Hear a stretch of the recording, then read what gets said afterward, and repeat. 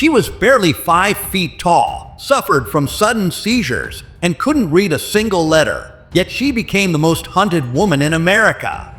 They called her Moses, not because she parted the sea, but because she parted the chains of the impossible. Imagine a $40,000 bounty on your head, millions in today's money, with every bounty hunter in the country breathing down your neck. Yet you choose to walk back into the heart of the nightmare you just escaped. Most people run from the fire, but she became the fire. If you think you know the story of Harriet Tubman, you've only heard the whispers. What she did in the shadows of the woods wasn't just about survival. It was a masterclass in human willpower. By the end of this, you'll realize that the limits you think you have don't actually exist. To understand how a tiny woman with a fractured skull became the greatest nightmare of the American slave system, we have to go back to the marshy woods of Dorchester County, Maryland. This wasn't the old South you see in romanticized movies. This was a brutal, humid, high-stakes prison. Born as Araminta Ross, just Minty to her family, she wasn't born a hero. She was born into a world designed to break her spirit before she even learned to speak. The turning point happened when she was just a teenager. She was at a dry goods store, minding her own business, when an overseer tried to stop a runaway slave. The overseer picked up a 2-pound lead weight and hurled it. He missed the runaway, and it caught Minty right in the forehead. It literally crushed her skull. For months, she sat on a bench, bleeding and recovering, with no medical care, expected to work the next day. That injury gave her permanent brain damage. For the rest of her life, she'd experience sleeping fits or narcolepsy. She would black out in the middle of a conversation. But here's where it gets wild. Minty didn't see these seizures as a disability. She saw them as a direct line to God. She started having these vivid, cinematic visions, premonitions of flight, of freedom, of the North Star. By 1849, the rumors started swirling that she was going to be sold. In the slave trade, being sold south was a death sentence. It meant the deep cotton or sugar plantations where people were literally worked to death. Minty, now calling herself Harriet, had a choice. She could wait for the chains, or she could gamble on the impossible. She chose the gamble. She left in the middle of the night. No map, no GPS, no supplies, just the North Star and a gut feeling. She walked 90 miles alone through swamps and woods, avoiding patrols with dogs who could smell fear from a mile away. When she finally crossed the line into Pennsylvania, she looked at her hands. They were the same hands, but she felt like a different person. "I was free," she said later, "but there was no one to welcome me to the land of freedom." And this is where 99% of people would have stayed. You've escaped. You're safe. You've got a job in Philly. You're living the dream. But Harriet? She couldn't breathe knowing her family was still in that cage. She didn't just want freedom for herself. She wanted to burn the whole system down.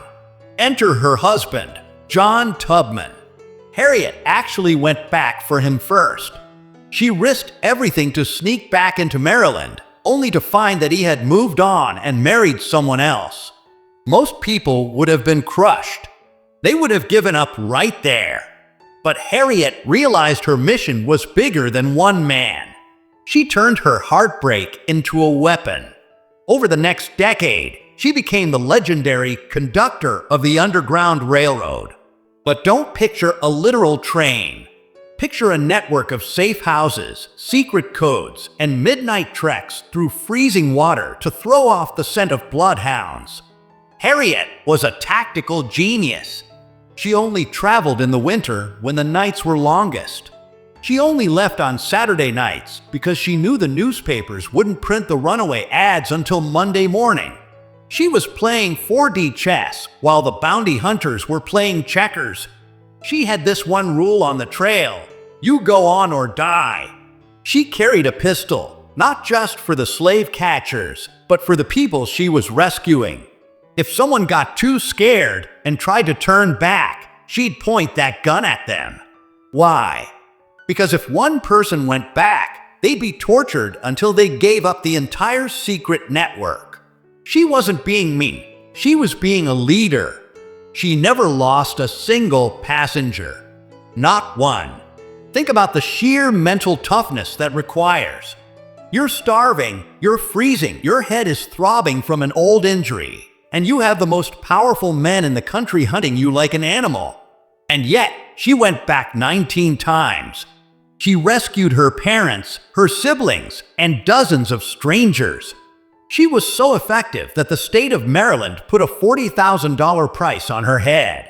To put that in perspective for the Gen Z crowd, that's buying a private island and a fleet of Lambos kind of money. Every single person she walked past could have become a multi-millionaire just by whispering her name to the authorities. But she moved like a ghost. Then came the Civil War. Harriet didn't just sit on the sidelines. She became a spy for the Union Army. She'd dress up as an old, ragged woman and wander into Confederate camps.